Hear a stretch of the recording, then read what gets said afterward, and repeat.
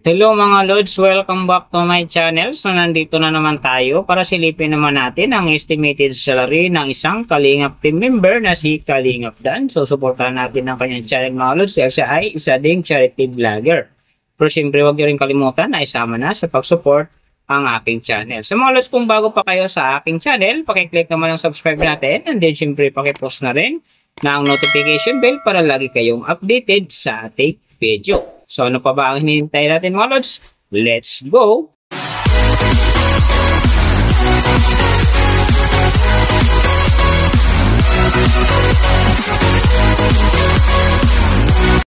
So mga Lods, si Kalingap Dan sa ngayon ay mayroon ng upload videos na 794 and then mayroon na rin siyang subscriber na 358,000.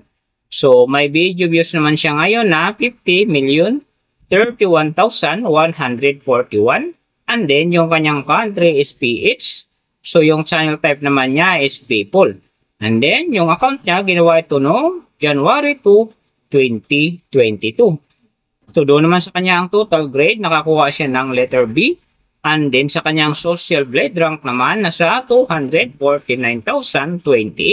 So doon naman sa kanyang subscriber rank nasa 1,982. And then, sa kanyang video views rank naman, nasa 313,987.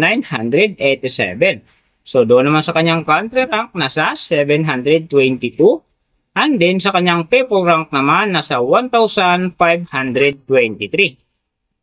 So, nakita na natin yung kanyang ranking. Silipin naman natin yung kanyang last 30 days na subscriber.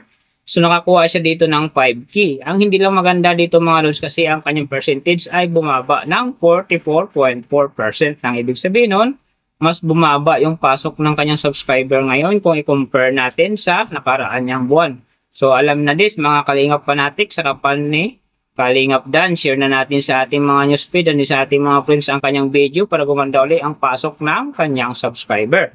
So, doon naman sa kanyang views mga Lods in the last 30 days, nakakuha siya ng 1.59 M views. So, hindi rin maganda ang kinalabasan kasi ang kanyang percentage naman dito ay bumaba din ng 36.2%. So, ibig sabihin, bumaba din ang pasok ng kanyang views sa ngayon kung i-compare natin sa nakaraan niyang buwan. So, mahalaga ang pag-share ng video mga Lods dahil big help yan para gumanda uli ang pasok ng kanyang subscriber and then syempre yung kanyang views. So, nakita na natin yung kanyang ranking, last 30 days subscriber, and then yung kanyang views. Silipin naman natin yung kanyang daily summary from subscriber, views, and then yung kanyang earning. So, sa kanyang subscriber mga Lods, may 2 araw ako nakita dito na umangat ng tig 1K. Simula nung August 22, nakakuha siya ng 1K, and then nasundan ito ng August 29, nakakuha ulit ng 1K. Kaya ang kanyang subscriber ngayon nasa 358,000. So, doon naman sa kanyang views mga Lods, yung magaganda dito, August 22, nakakuha siya ng 156,000. And then, pagdating dito ng August 26, nakakuha siya ng 67,000. So, pagdating ng August 28, nakakuha siya ng 108,000. Saka yung last na medyo maganda sa kanya, yung September 1, nakakuha siya ng 95,000. So, yan ang magagandang views na nakuha niya mga Lods. Pero sinasabi ko, hindi yun ganun kaganda kasi nga, ang kanyang percentage dyan ay bumaba ng 36.2%. So, doon naman sa kanyang earning, tingnan natin dito yung August 25. So, sa kanyang low estimated, nakakuha siya ng $7. And then, sa kanyang high estimated naman, nakakuha siya ng $112. So, mga naman mga Lods, daily summary lang, mas maganda kung silipin natin yung naka-round off na from daily, weekly and monthly para malaman na natin ngayon kung magkano na ang estimated salary ni Kalingap Dan dito sa YouTube. So, unahin natin yung kanyang daily average. So, sa daily subscriber, nakakuha siya ng 167.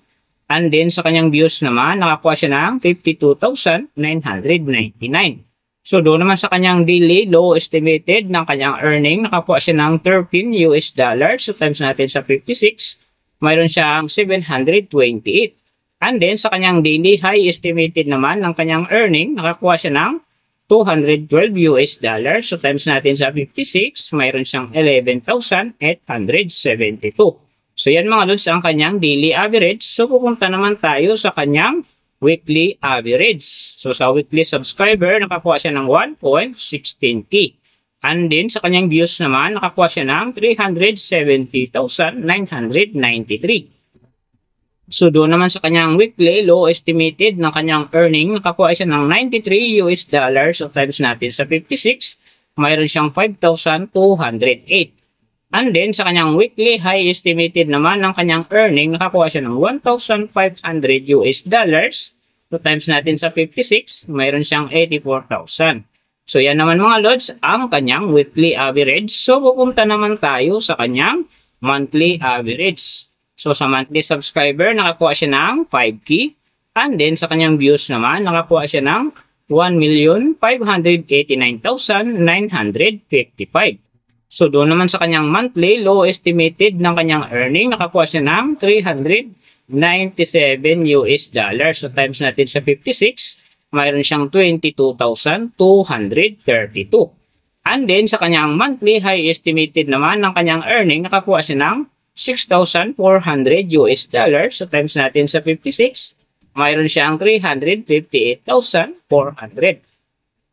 So yan naman mga lods ang kanyang monthly average. And then yung nababanggit ko rito or nakikita nyo is pawang estimated lamang yan.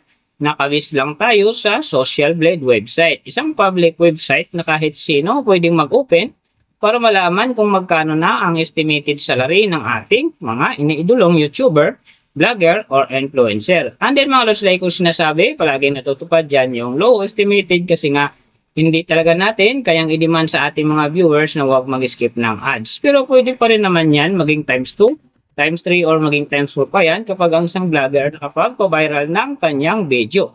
Pero siyempre mga lods, kung sakang Kalingap fanatic or fans ka ni Kalingap Dan, huwag ka lang mag-skip ng ads dahil big help yan sa kanyang channel.